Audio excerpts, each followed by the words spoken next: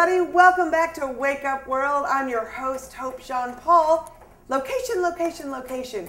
You hear it all the time when it comes to real estate, but my next guest says that's only half of it. Please welcome author of the new book, No Shirt, No Shoes, No Mortgage, Dana Levan. Dana, welcome. You kick off your book telling homebuyers the one thing they need to do is to follow the Mr. Rogers rule when looking for a home. What the heck does that mean? Hope, this is what I mean. I want people to forget everything that they thought they knew about property value, forget everything the housing experts have told them, and think outside the fence. Mr. Rogers said it best.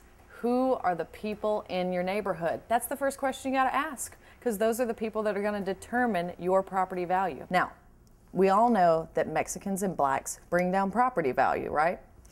But what we don't all know is that there's a new element moving into the suburbs from the inner cities that is far more dangerous. The homosexuals. Worse. The fat and the ugly. What? Hope it is true. No matter how adorable that little dream home of yours is, if the seller is fat and ugly, there is a 75% chance that your new neighbors are going to be fat and ugly as well. Okay, whoa. 75% is a huge number. Yeah. That's scary. You're going to scare people out there. So I have to ask you, is it less of a risk if, let's say, the seller is fat but not ugly, or, I don't know, hideous and thin? I don't know. Well, I actually get that question a lot, so I cover it in Chapter 2 of No Shirt, No Shoes, No Mortgage. It's a theory I've developed called the law of below averages. It states very simply, ugly people will inevitably become fat, and fat people are always ugly. It's hard to argue with that because I'm not sure I've ever met an attractive fat person, but I do have to challenge you because sometimes I've seen, I don't know, take Ruth Bader Ginsburg. Ugly, but thin. Well, Hope, I think you just answered your own question. Do you want Ruth Bader Ginsburg moving into your neighborhood? Okay, No. Right. Bad example. No. Okay, that was silly on my part. Moving on. Let's say you found the perfect neighborhood. Not an ugly or a fat person for 25 miles.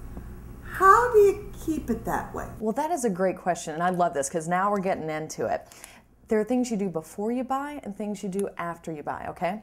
Most important before you buy. Don't even look at a house within 15 miles of public transportation because you know who rides public transportation? The fat and the ugly. That's how they get in. So we don't want any of that when we're looking. After you've got your fabulous new place, you can make a difference at the ballot box. Always vote against initiatives that are seeking to extend public transportation to your neighborhood and thus bring in the fat and ugly people that ride public transportation. Because once you go fat, you can never go back. Okay, now this all sounds, perfect. Who wouldn't want to live in this utopian society where there was no public transportation? I can't think of a person. Bottom line is, and I gotta ask this, myself, for the people at home, for my girlfriends at the club, if there's no public transportation, Dana, how does the help get to and from work? Well, that's the number one question I get asked. Everyone wants to know that. And you know what I tell them? Chapter 9, Necessary Evils. It's right in there. You got a couple of options. Option 1, get together with your other attractive neighbors. Go in on a van. Now, all of the help can carpool to and from work. It's very convenient. This. And you know what else?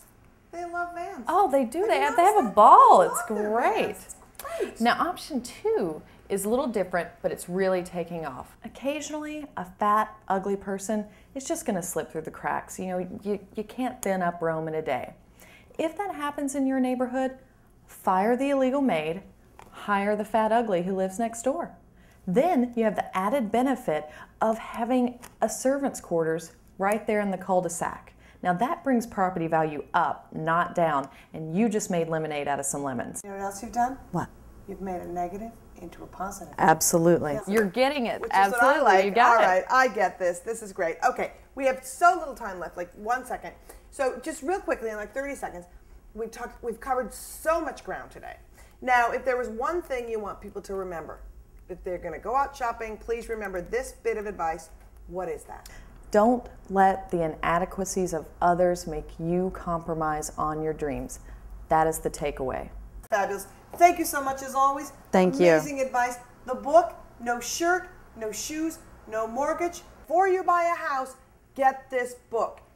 Dana, always great to see you. Dana great to Levan, see you. Thank you so much. Don't you people go away, because coming up we have breast cancer survivors are going to dabble in some Cajun cooking. Now that's hot.